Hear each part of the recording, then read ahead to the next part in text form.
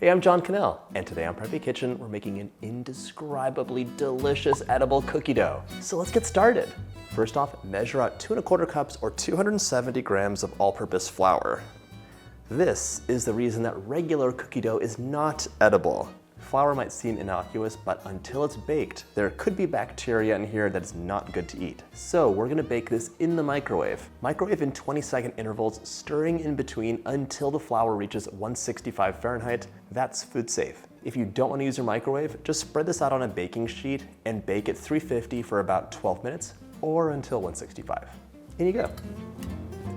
Cookie dough is actually one of my favorite treats, but it's not food safe unless you cook the flour. You can microwave it or bake it, but it has to get to 165 to kill any harmful bacteria that could be lurking inside. By the way, if you love delicious things and you haven't subbed yet, hit that subscribe button. There's 2 new full-length recipes every single week and tons of shorts. My flour is all cooked and now it's time to melt the butter. I want 1 cup or 226 grams of unsalted butter, partially melted. We want to partially melt the butter because if it was totally melted, you wouldn't get a light and fluffy mixture with the sugars. And if it was just room temperature, you might have some little pockets of butter hanging out here and there that wouldn't mix in totally. Normally it's not important because when you bake, like the butter just disappears. It might become a little void, but that's it. But here, you're eating it, so you want to have that nice, consistent mouthfeel with every bite.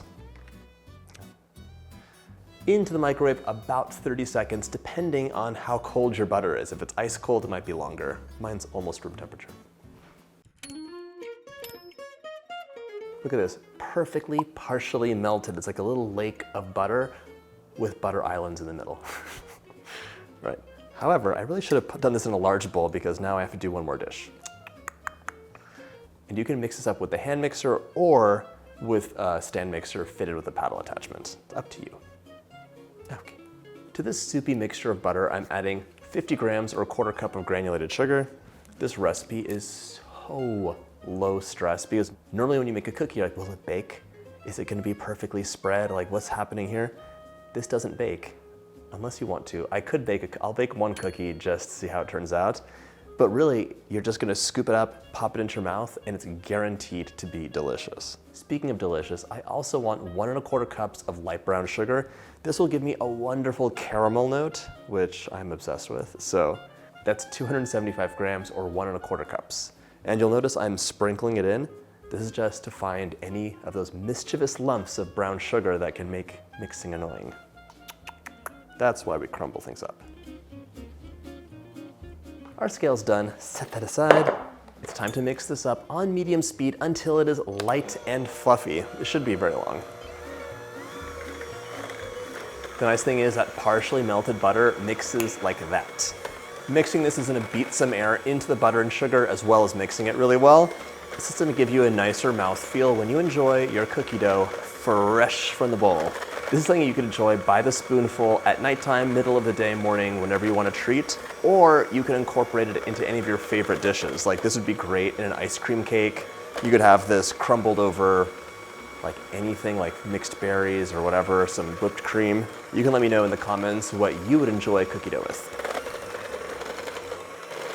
Nice and cloudy, that looks just about right. It really got some volume pumped into it. I'm adding 1 teaspoon of salt right now, and my one note to you is if you're using a fine-grained salt, I might start with ½ teaspoon and then add more to taste. If you're using an iodized table salt, I would also use less than a teaspoon, but if you're using diamond crystal salt, I would use a little bit more than a teaspoon because it's less salty.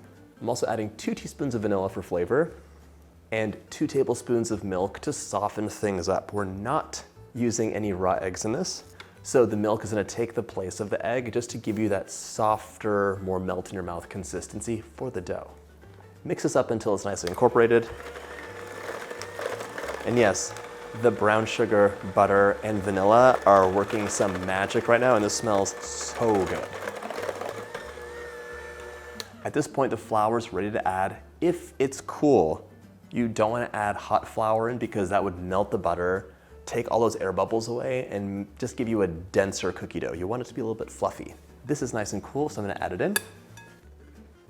We're gonna mix the flour on low until just almost combined. You can still see some streaks left, that's fine.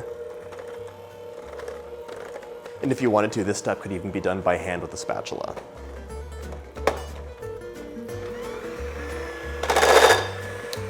My cookie dough is almost done except for the mix-ins. You could use anything you want. I'm using 2 cups of mini chocolate chips. I'll add those in right now, but you could use chopped chocolate, M&Ms, nuts, whatever you want, even toffee pieces. Everything will be delicious in this. There's no way to go wrong.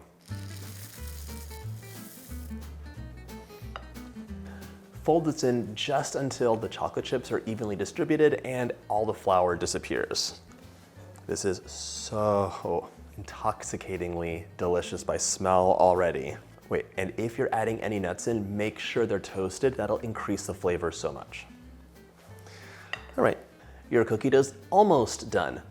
Technically, the recipe's finished. However, how are you gonna eat this? It's delicious now. It's gonna melt in your mouth like a cloud of wonderment. But what about the rest of it? You have to store this in the fridge or freezer. And if you do that, straight out of the fridge, or it's gonna be like rock hard, not pleasant. Scoop out individual portions of this, whatever size cookie scoop you want. We're gonna place those onto a baking sheet and just pop those into the fridge or freezer, depending on how long you wanna store this for. Then, when you're ready to enjoy some cookie dough, take a portion out, leave it on the counter or in a plate for about half an hour so it softens up, and then enjoy. It's gonna be so good. If you wanna gnaw into something really hard, eat it right out of the fridge. You'll be super happy. If you have this in one giant mound, it's really hard to like chisel a little bit off and enjoy that as you want. You wanna have like little portions that you can pull out for a treat whenever you want. Your cookie dough is good in the fridge for 1 week. Just make sure it's covered in an airtight container, or up to a month in the freezer. Again, make sure it's in an airtight container. All right, I'll finish scooping those out, but I scooped some cookie dough out, I chilled it. I'm gonna bake these up just so you can see what they're like. Bloop, bloop. Just to be clear, this is an edible cookie dough recipe, meaning the cookie dough is safe to eat. It is edible. Normal cookie dough is not safe to eat because there's raw eggs in there and the flour is not cooked. This is not an edibles cookie dough video. I posted a recipe like this many years ago and so many people commented and were very confused. So, edible cookie dough, safe to eat and delicious. Shockingly, these baked up pretty nice. I'm gonna give them a taste test, but it looks gorgeous. This is not a bad chocolate chip cookie considering it's not supposed to be baked. But however, that is some satisfying, delicious cookie dough. This is like a buttery brown sugar cloud studded with chocolate. It is delicious. I hope you get a chance to make this recipe, and if you like this video, check out my quick and easy treats playlist.